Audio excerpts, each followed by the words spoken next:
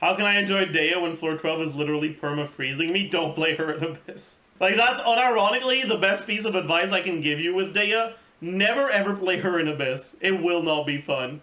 Do crit rate and crit damage circlets have the same drop rate? Yes.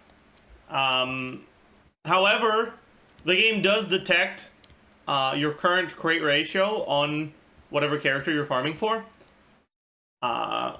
And will always give you the worst possible one of the two. So, just keep that in mind. Yeah, just keep that in mind. So, one little known trick that you can actually do to increase the drop rate of the circlet that you want is the game detects your current crit rate. It doesn't detect your best artifact's crit rate. So what you can do is you can actually intentionally put your character on the wrong artifacts, just so that, like, if you need a crit rate goblet, you can give them a lot of crit damage. Sorry, no. Give them a lot of crit rate. That way the game's gonna see, oh, your character has a lot of crit rate, you don't want a crit rate goblet, I'll give you a crit rate goblet. Should I pull for Alhaitham even if I don't have his best in slot weapon? Best in slot weapons are never something that you really need. Like, there is not a single character that is bad without their 5-star weapon and good with their 5-star weapon. Any character that's like good is gonna be good without their 5-star weapon, and any character that is bad, their 5-star weapon won't be enough to make them good. If you want to go for Alhaitham because you like his kit, you definitely can. He's a fairly strong character, and if you enjoy the playstyle, you'll probably have a lot of fun with him. And you definitely don't need his weapon for him to be good. Is Alhaitham then a good character to pull? I really don't have a dendro DPS. My Nahida is built as pure EM.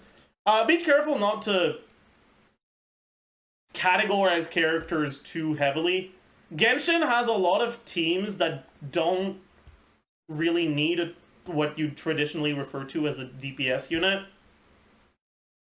Like, obviously you'll have a unit that's doing the majority of the team's damage, but even sometimes you might even not. Sometimes it's not even the majority, it's just more than the others, right? So for example, if you have one unit that's doing 40% of the damage and the other 3 are each doing 20%, that unit is doing the most damage on the team, but they're not actually doing a majority of the damage. It's still less than 50%. There's a lot of teams that work like that in Genshin. And you should be a little bit careful not to restrict yourself to teams that have a traditional main DPS, because that might lead you to think that you need to improve your teams by wishing for specific characters that would not actually improve your teams, or that would actually be worse than the non-traditional teams that you could do with the units that you have right now.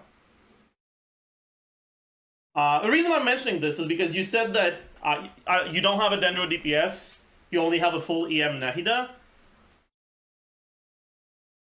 But, like, as far as I'm concerned, in a lot of teams, Nahida fulfills a role that could arguably be considered that of a DPS. So the question here is, do I have 2 strong teams? Assuming that you care about Abyss. And if you don't, then Alhaitham can be a very good pull. Depending on what units you can spare for him, while still having a second team that is also good. He might also be a pretty bad pull if you already have the teams that you are using, and Alhaitham doesn't really fit in them. And if you already have 2 strong teams, it's also possible that you don't really care who the optimal unit to pull for is, because you just want to, you know, shake it up a little, play a bunch of different teams. Am I the only one who thinks Alhaitham feels bad to play? His normal attacks just don't feel satisfying to use? I kind of agree with that. I think his E feel like his coordinated attack with his E and his E, like, aim and plunge feel really good. But the actual normal attacks themselves feel like shit. Which is part of why I'm so bitter that they ended up reworking him in beta and nerfing his burst to buff his E. Because I feel like Wait, let me open up Paint and draw you a graph, okay? So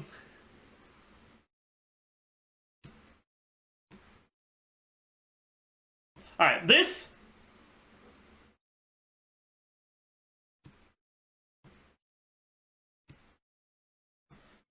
what the?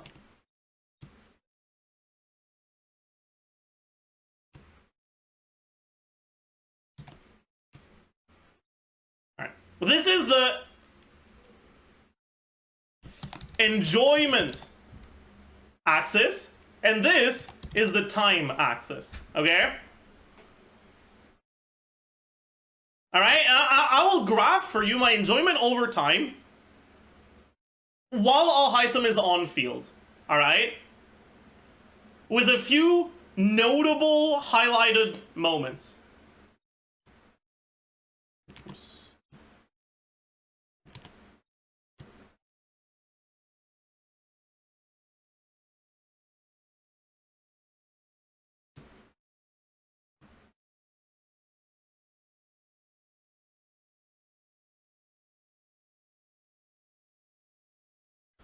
Alright. So, this first line is hold E into plunge. That's the first line. Alright? It goes here. The second line is the coordinated attack from the plunge. Alright, that's the second line right here. And then the third line is the second coordinated attack. Alright? And here is how my enjoyment goes. I swap into him. I hold my E. Woo! I do a plunge. Woo! I get the coordinated attack. Woo! Oh. I'm bored. Second coordinated attack. Woo! Bored for the rest of the rotation. His normal attack feels good to use. Here's the thing though, is his ult doesn't even feel very good to use if you're using it like you kinda should, which is when you have 0 mirrors. His ult feels really good to use when you have 3 mirrors, because it actually stays for a while and you can see pew pew pew pew pew pew. But it's not actually good to use it like that because they nerfed the damage of it so much. I can definitely understand the take of Alhaitham is actually not that fun to play. I get what you're talking about. I relate to your experience. Even if there is enjoyment to be had, the enjoyment is short-lived. How about Xiao? I don't know if I'll ever stop enjoying playing Xiao. The thing that makes Xiao deceptively enjoyable is unironically this passive. It's such a minor part of his kit, and yet it's why I don't get bored of him. This passive makes it so that your charge attacks don't always do the same amount of damage. It makes it so that the number go up during your burst. And that makes playing him feel better. In the same way that getting the fucking visual effect of the Jadewing Spear proc also makes playing him feel better. And the fact that there's this like discrepancy between plunges in terms of the exact damage that it deals makes my brain light up more, I think. I don't know why. I don't understand human psychology enough to be able to put into words why. But it just feels good. It feels good. Wanted Wanderer so much for lore reasons, and becoming his doormat, but watching your video made me disillusioned with him. I mean, at the end of the day, right? If you really want to get a character because you like you like them as a character, them not being the greatest from a meta perspective shouldn't be something that, like, excludes the possibility altogether, right? Obviously, if you want the characters to still feel good to play and be fun to play in Abyss, it might be enough to lead you away from the character, but I don't want someone to come away from my videos thinking, ah shit, I can't go for this character that I like, because they're really bad. Like, keep in mind, I intentionally pulled for this character, and I triple crowned her. And it wasn't for content. Like, I didn't make a fucking I triple crown my Daya video or anything like that. I didn't make a Daya showcase. I did the exact same videos that I do for characters that I don't end up wishing for Daya. I went for her because I think she's cool. I like her kit. I think it looks fun. It is fun. She's complete garbage, and it isn't fun to basically only be tickling the enemies. But she is fun to play when you're playing against really squishy overworld enemies and shit like that. And I do enjoy playing her sometimes. And even if she's a fucking dogshit unit, and that's something that you should know if you want to go for her, if you're okay with that, don't let it stop you. Don't let a unit being dogshit stop you from enjoying them.